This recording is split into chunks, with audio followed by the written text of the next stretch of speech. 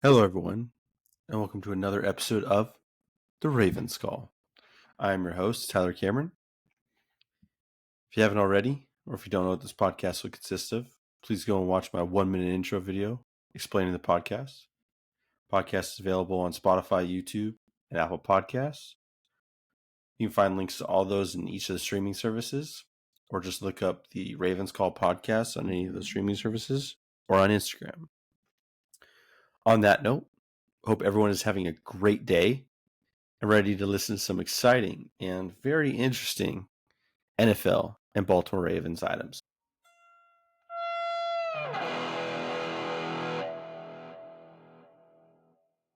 All right, first up on the agenda is news around the NFL, like we always do. So it's the beginning of training camp, beginning of kind of the OTA training camp, starting to get into that start of the season. One of the things that normally comes with training camps are holdouts or key players not attending or absent. We obviously know about Hassan Reddick holding out for a deal, and Aaron Rodgers going to Egypt on a little getaway because he hasn't had that much time of vacation, I'm guessing. But, that's a whole different subject. We know how Aaron Rodgers is. He pretty much said, OTAs are when they actually were hard and tough, like he misses those. So I like to do that. But neither here nor there. We're here about to talk about the NFL holdouts. So some holdouts that are going on.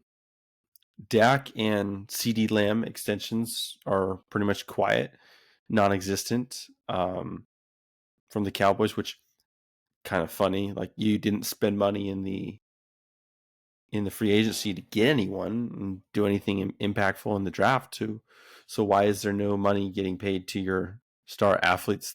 The huge and bigger issue for them is, you got Micah Parsons coming up here soon that might need a contract extension. So you're going to have to make some tough choices there. But, in theory, it's really funny to me that the Cowboys haven't paid or done anything. You can save the money all you want. That's not going to get you a ring. You're not going to find no budget ballers over there. How about them Cowboys? Let's lose in the first round of the playoffs every year, but have a team that will only lose like 2 or 3 games. So, not paying Ceedee Lamb and Dak Prescott to me is a very dumb idea. I'm expecting huge holdouts. Dak's wanting his contract to be more, he'll show you, so he's going to play through it, which, you've seen that happen with Jamal Adams with the Seahawks. But Lamb is not reporting to camp as his holdout continues, which rightfully so. The man has been killing it for the past couple of years and has taken over that number 1 spot at Dallas for the receiver. So they are a lot of money. Don't get me wrong. These guys are top performers, so it's very tough to have to pay Dak, CD, and then you have to maybe pay Micah Parsons some big, big money. So, that is a tough thing to swallow. Very tough pill to swallow. Another one, obviously, we know about Brandon Ayuk. He's not practicing, but then I think it was today or yesterday, he was actually practicing. So that is something very interesting. As of, is he continuing to practice? Is he not? We're going to see going forward, because it seems to be hit or miss. Some days he's there, some days he's not. Sometimes he's getting traded. Sometimes he's talking about a contract. It's, who knows? I mean, like, for me, it's crazy, man. Like, it's left, it's right, it's left, it's right, it's up, it's down, it's sideways, it's all over the place. So another big one is Trent Williams being absent from the 49ers. That's kind of a huge one, because he is arguably the best tackle in the game. He's been the best for so long, going to go in the Hall of Fame. That's what's kind of shocking, is he is not at training camp. And it's for contract reasons. Kyle Shanahan says he's not too concerned because he's got 2 years remaining on his deal. He probably just wants more guarantee of money. I mean, he's well and deserving of it. I mean, their line is very well done, but I mean, he's the front and center man. You rarely see a penalty on him. He's always the best at it. So yeah, it's kind of shocking to see that. Some other names. I know that Alvin Kamara, he's waiting for a contract, which Yeah. As the Saints, why aren't you paying this man? Like he's your guy. Michael Thomas crapped out. Chris Olave is starting to become that guy, but man, like you guys are going to start really, really needing to get your stuff in shape. Like, are you going for the division? Are you going to crap out? Are you trying to figure out who's where? Like, Alvin Kamara is a centerpiece. So is Chris Olave in that offense. You have to do that. Have some other random facts with holdouts. There's a little bit of holdouts here and there. Nothing too concerning to be talking about. There was a couple different things that were happening in this past week that had just been so crazy. I mean, you obviously seen some fights in Houston and obviously Kansas City. He had Jim Harbaugh's weird quote. You know, when I read, for my audience out here, when I read this quote, I had to probably read this 4 or 5 times because it still is like, what made you think about this? B, who thought this was a good idea? And C, just why? Why? You know, I may be talking rhetorical here, but I'm still dumbfounded at the fact of like, how do you say something like this? So here's the quote. Now I've kept you in suspense long enough. Feels like New Year's Day. Feels like being born. It was like coming out of the womb. This is him talking about day one of training camp. Okay. You know, the funniest part is he used to be an NFL head coach, 49ers. Like, so this is like, it's nothing new for him. Like, he's been to training camps before and all this stuff. It's just, what prides you to say this type of stuff, It's crazy to me. Some very interesting topics that have been going on this past week during training camp. We'll get into more Ravens training camp, not as much anyone else's, just because there's too many teams to talk about. So we'll leave it at that. I'll leave you with that fun little quote from Jim Harbaugh. Our next topic on hand is Michael Gallup. He retired from the NFL after 6 seasons. He played for Dallas. He was released March 15th. He had a couple injuries here and there,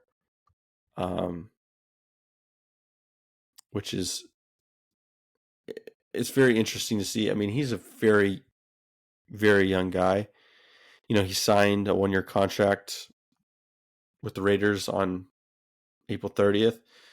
And he's 28, so it's crazy that he's leaving so soon. But I mean, I guess when you go to the Raiders, that's what happens for the most part. You just see the team and you're like, damn, this is what my life's come to. And like, never mind, I'm out. I'm dipping.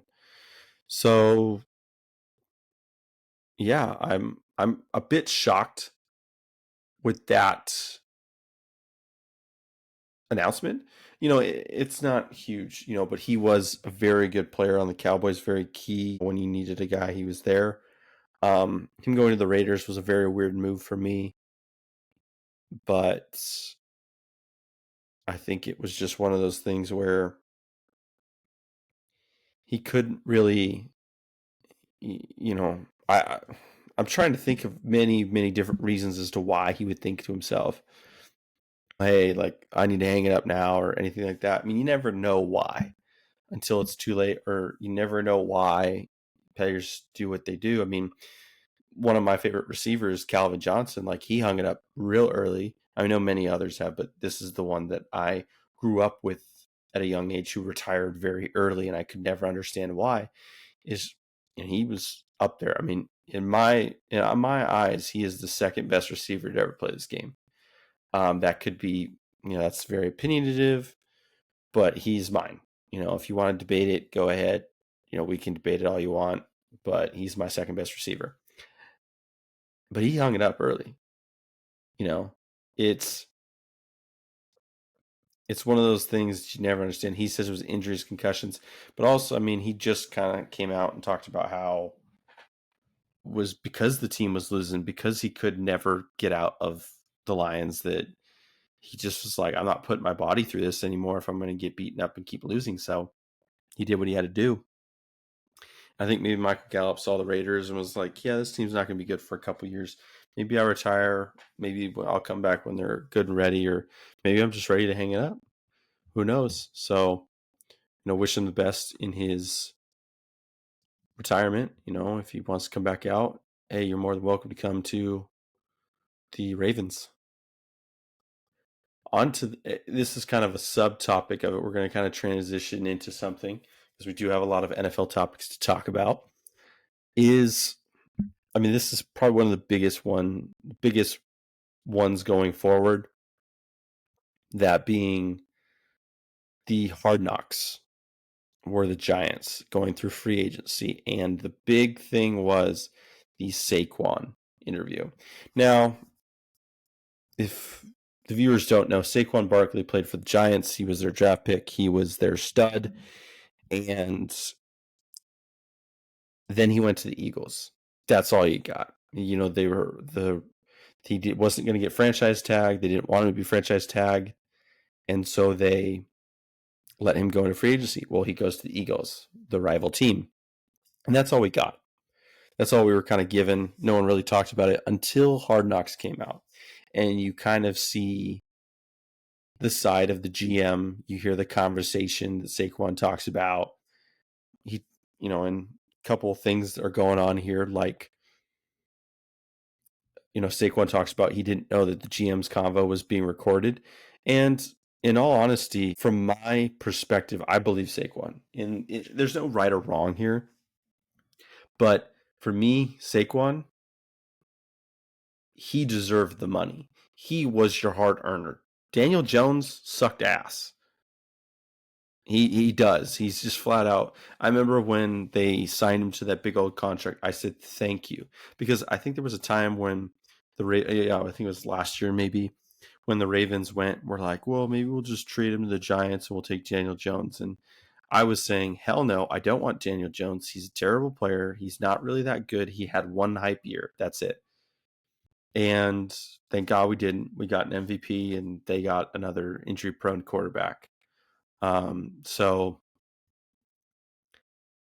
you drafted this guy. This guy deserves the money. Yes, running back money is very tricky because running backs are very expendable, I guess, in the league, especially with payments. You have 2 or 3 good ones. But Saquon was the guy. Saquon was a 3-down back. He was good running the ball, but he was even more deadly on the passing game. And so letting him go was a gamble. They talk about how they wanted to match it, but Saquon didn't give them an opportunity. In all honesty, he's right. I would not have given the Giants a chance to match it because, the contract they gave you was super disrespectful. It was a slap in the face that he says, he was very adamant that he was getting kind of screwed over. Because, he's been a quintessential player for the Giants. The only thing that's kept him relevant for a while. And last year they gave Daniel Jones the contract and Barkley the franchise tag. And so, it's tough. He didn't hit the rushing and all that kind of stuff he wanted, but can you really blame him with the Giants team? They don't have anything. He wanted to be a Giant for life. He talks about he was being interested, saying, come back. You go see what the market is, and then we'll see what we can do. He talks about how after that conversation, he kind of just knew, like, I'm out of New York because there's no way they're going to match his thing. They know that they weren't really giving him any effort. They're putting all their chips on Daniel Jones, and they can find another running back. Well, they really didn't. And yes, okay, Barkley going to the Eagles is something that, I can get hurt by a little bit because, Patrick Queen went to the Steelers, but they gave him the best offer. It's not like he was trying to go to the Eagles, but they gave him the best offer. And so he seems very excited. He's taking his digs. So we're going to be ready for some good football versus Giants and Eagles because there's more animosity to it. So very excited about that. I'm, rehashing the stuff that I kind of wrote about it all. And, he's pretty salty, as he should be. But he said that the Giants weren't even in his top 3 teams when he's made his final decision, which, to be honest, I totally get. Like, the Giants wouldn't have been in my thing. Like, the Giants, the Panthers. Yeah. I'm drawing a blank on the teams that just are terrible. Cardinals are, I guess, decent. I wouldn't put them in that tier, but the Giants and the Panthers are just teams that, like, suck. I'm probably forgetting one or two bigger ones, but those two are just freaking terrible. Like, the Hard Knocks show really showed you that the Giants are going to continue to suck for years on end. Maybe Daniel Jones surprises people, but I highly doubt it, in my opinion. If I had to put my chips on the table, I'd say that they're in for another mediocre year, like always. So I guess that's all I'm going to do. Saquon, you did the right thing. I know it's, you loved the fan base. You put your heart and soul into the Giants, but Giants organization was not too high on you. So, go get that bag. Go play for a team that's actually going to be playing for something playoff wise and not just playing for draft picks. So good on you for that. Saquon, if you ever want to come on the podcast and explain it, you can, but I'm pretty sure you've already explained all that you can about it. So, but good on you. Excited to see you as a Philly. It's very interesting to me to think about you as a Philadelphia Eagle, but it'll be fun to see and increase more animosity. Maybe it'll boost Giants ratings because they actually have something to play for now, other than DeVito. Probably playing some more because Daniel Jones will probably get hurt. Because you could tell where the organization doesn't really want to be a good organization anyways. Draft night, you had their receiver that they got. He just looked like he didn't want to be there. He's like, damn, I got drafted by the Giants. Like, that's how quarterbacks felt about getting drafted by the Browns back in the day. They still do to this day. But, what can you do? Saquon, good on you again. Hope things go well for you. On to our next topic. The next topic for me, I understand why this happens. Everyone's freaking out over, well, why didn't he do this? Well, when you've been in the position you've been in so long, it's hard to give up that kind of power. And so what I'm talking about is Kyle Shanahan offered Bill Belichick a role on the 49ers 2024 staff after the exit, and he declined it. He politely turned it down, as he said. Shanahan said, you can have whatever job you want. You can't have offense. You can't have head coaching, but you can have any other job you want. And he said no. And I get it. He has run teams for years, and he's done it pretty well, pretty successfully. And he wants another shot. So, and he has, it says that he's, helping out his son at the University of Washington, just kind of helping out, give a few pointers here and there. But I know he'll probably be coaching next year or even midway through this season. So he definitely, I could see him not wanting to take a job. It's a huge step down for you.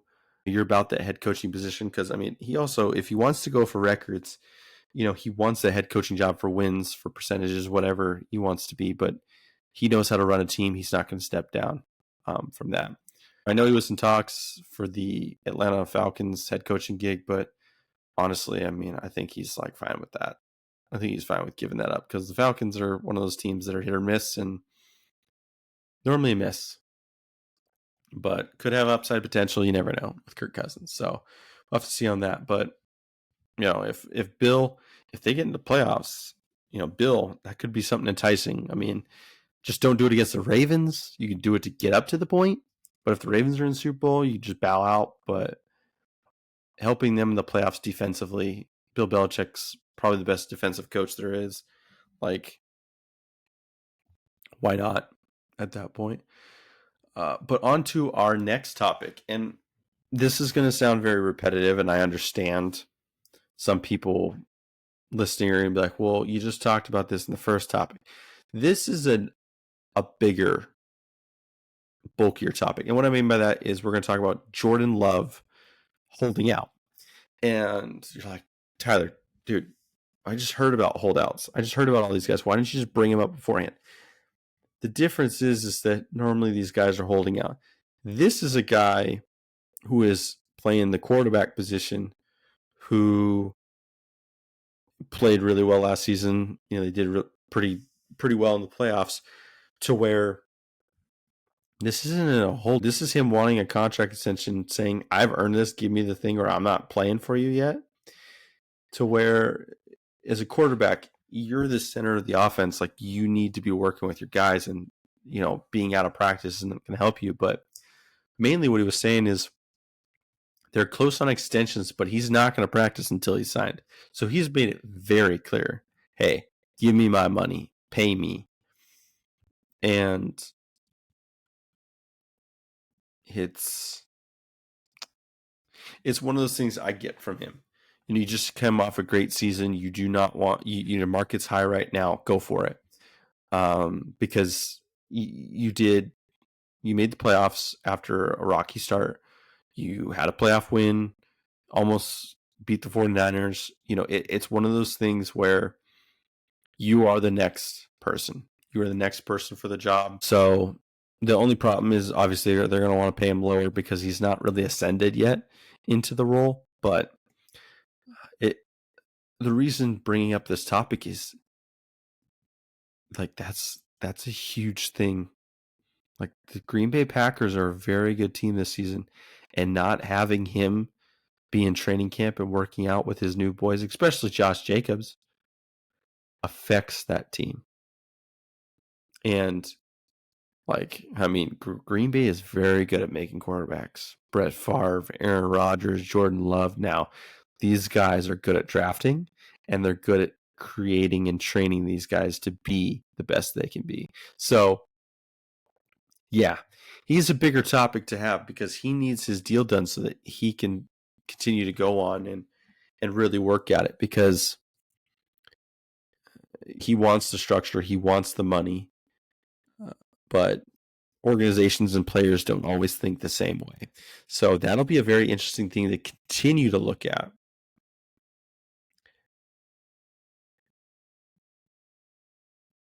So, yeah, it's something that, yes, it's a different type of holdout. The other guys will normally come back. They just want contract extensions. This guy's looking for, like, his big name deal.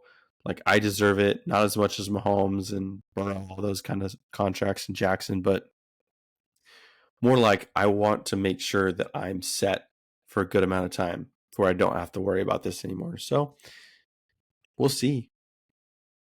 I don't think that this is going to be a holdout for very much longer. But if it does, this will be the story of the talk at the start of the season. So very interested to see what happens going forward. All right. Well, that is it for the NFL topics. I know that there's going to be some bigger questions going into this next week and into the next month, because we're going to start getting into the preseason games and starting to get into whether or not, certain players are there, certain players are traded, and certain players are playing in preseason. So I'm very excited to see. So close, guys. We are so close. I believe I saw today a post that said we are 50 days until the first game of the season, which Kind of ironic because I'm doing a Ravens podcast here, but 50 days until Kansas City gets whooped by the Ravens. And so I'm very excited to see that. I'm very excited to see my team play again. I have very high hopes for this season. I'm just very excited in general. I love football. This is why I'm doing this podcast, but man, it feels like it's been way too long without football. So all right. Well, that is it for the NFL. We're going to move into talking about your favorite team, the Baltimore Ravens.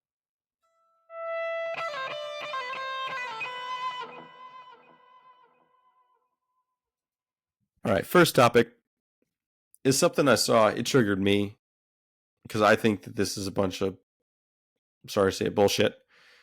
Sorry. I'm just, it still is very irritating because I do believe that this person's lying and just trying to,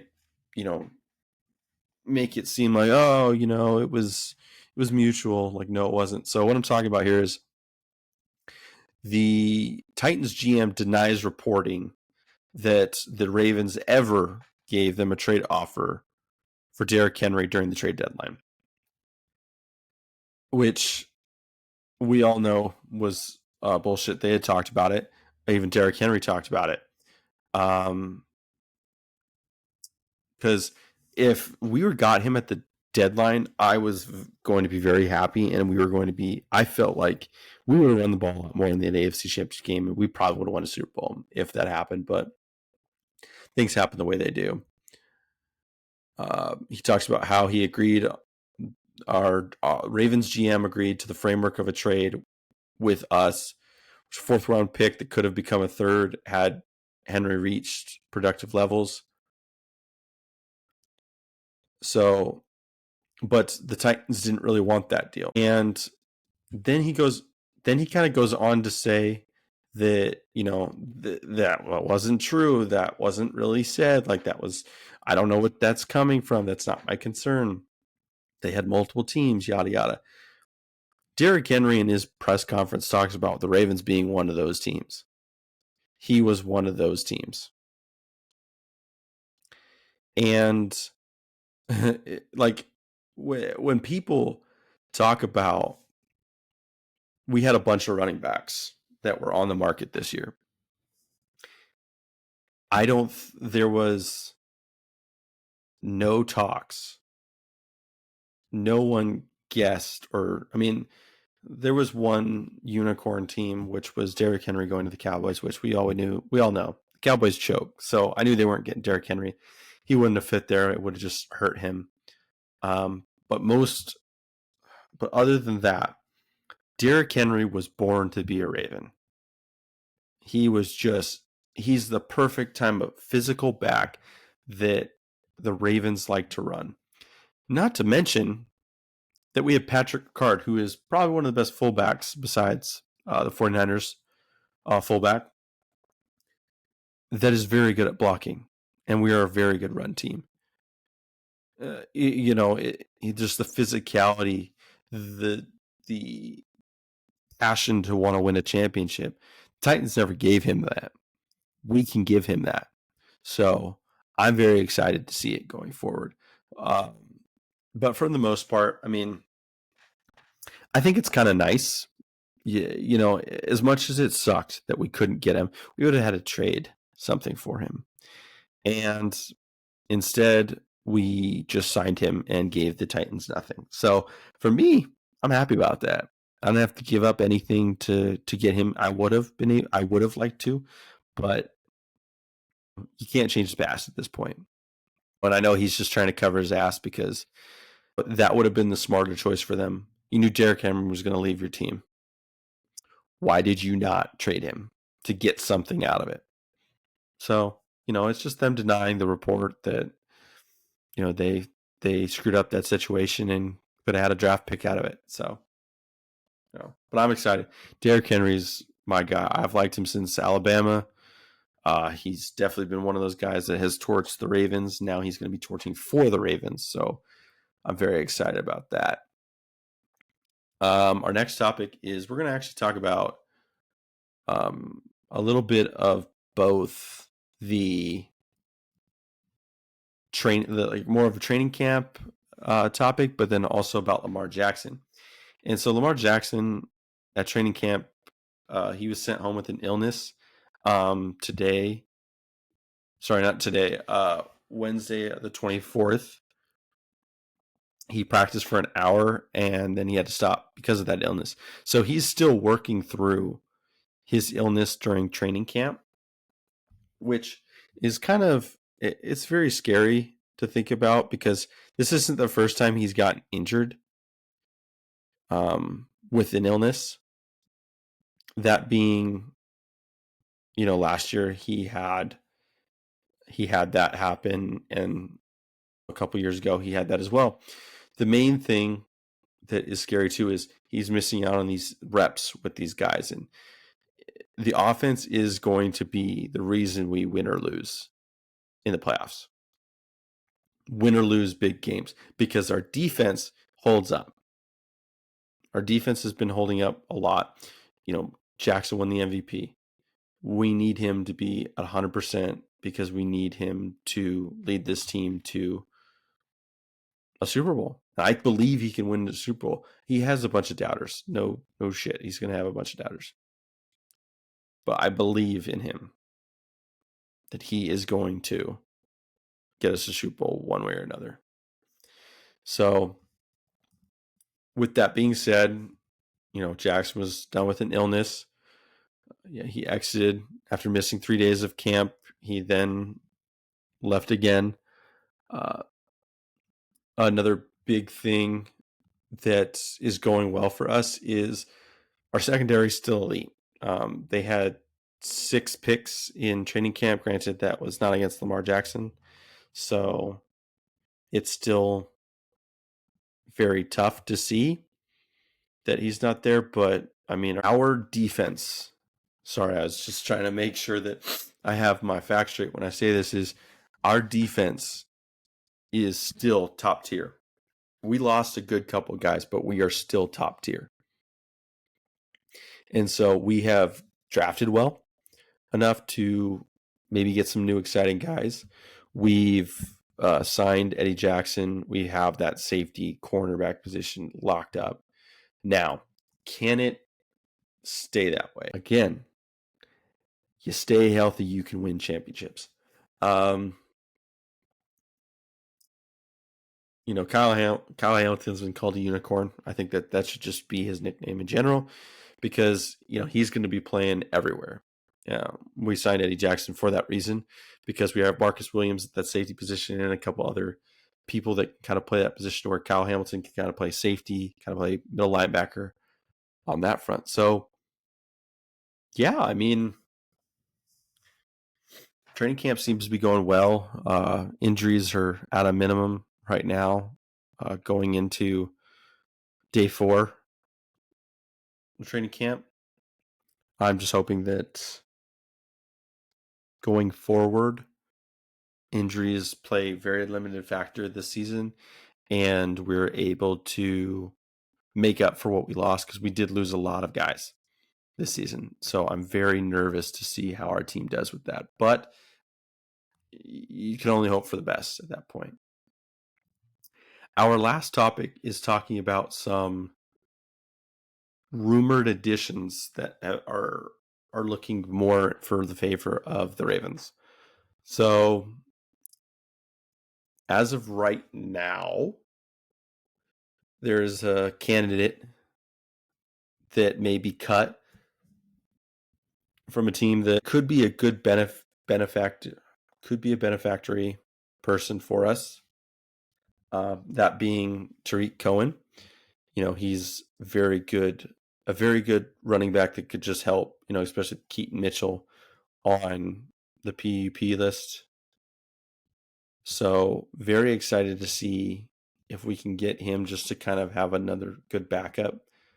That's just always good to have in general, is another good backup running back. You want that guy who can more in favor play the receiving downs and let Derrick Henry kind of just run the ball.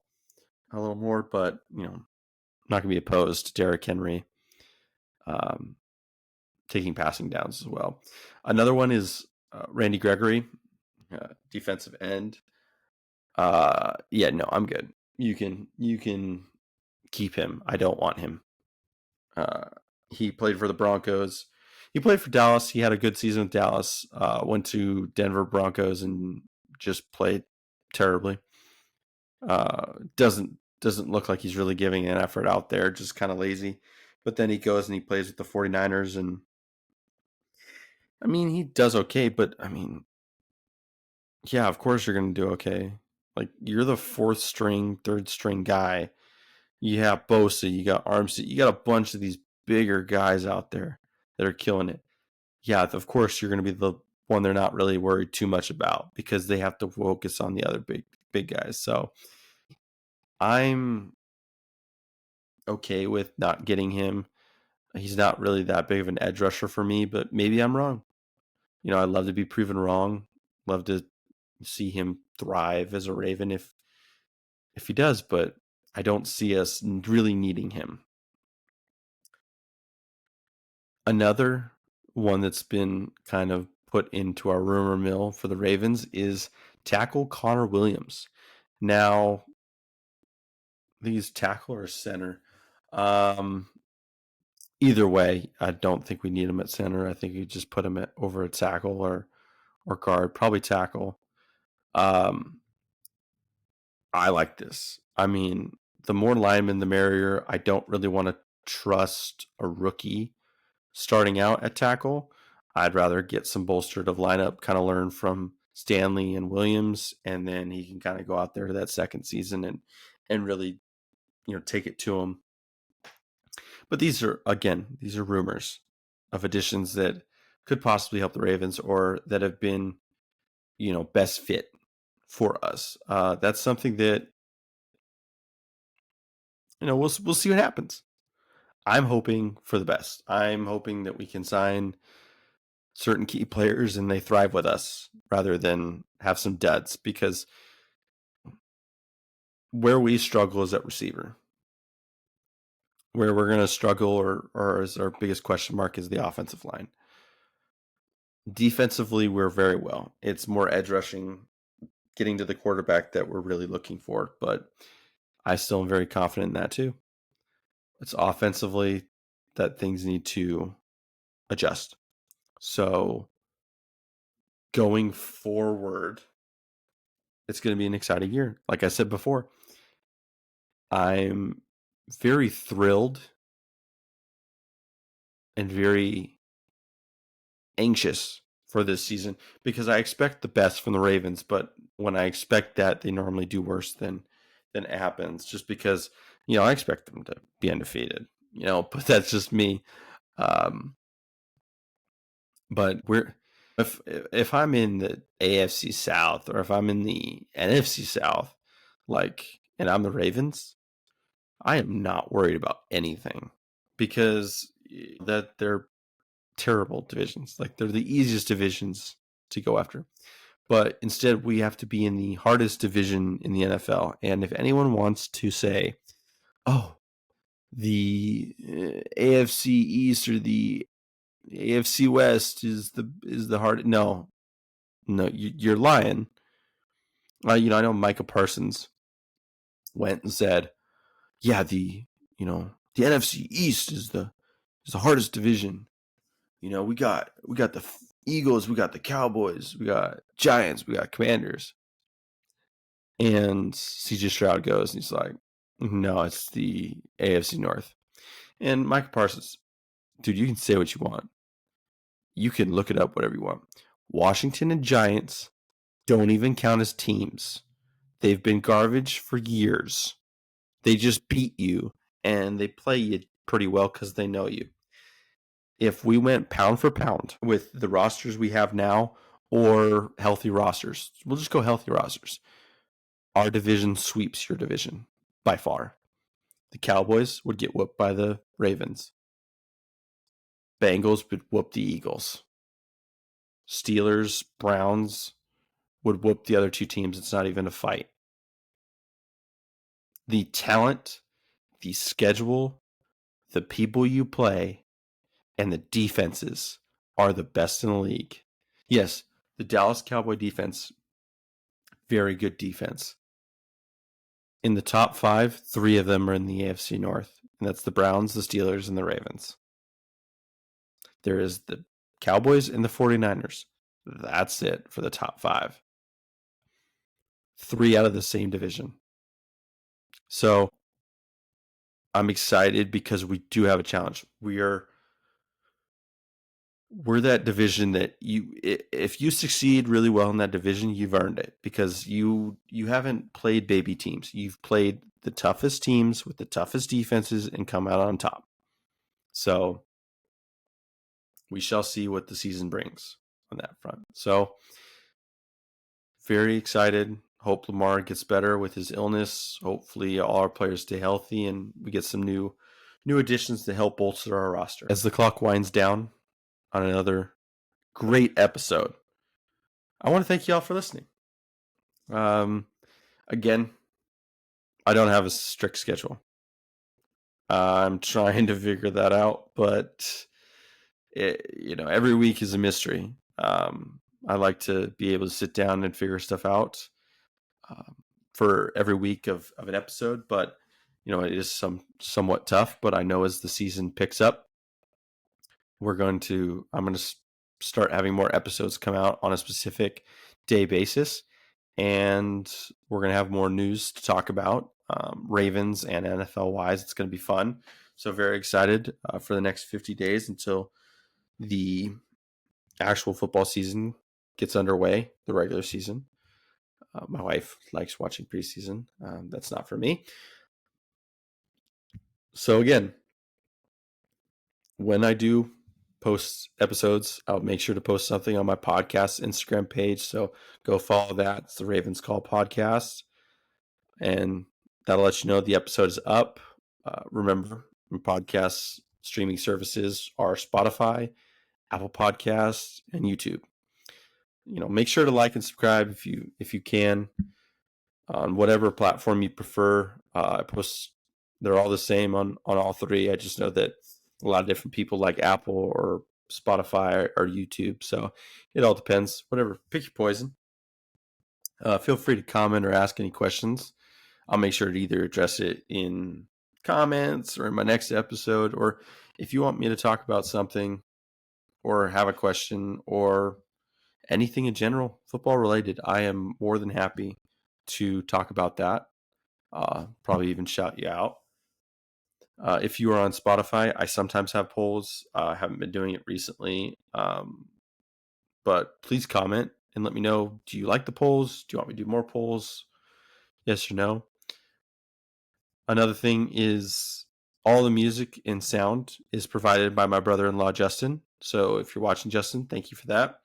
I know I probably say that every episode, but it is a big help, having those that music. He put a lot of time, put a lot of effort into that. So I want to thank him every chance I can get on that.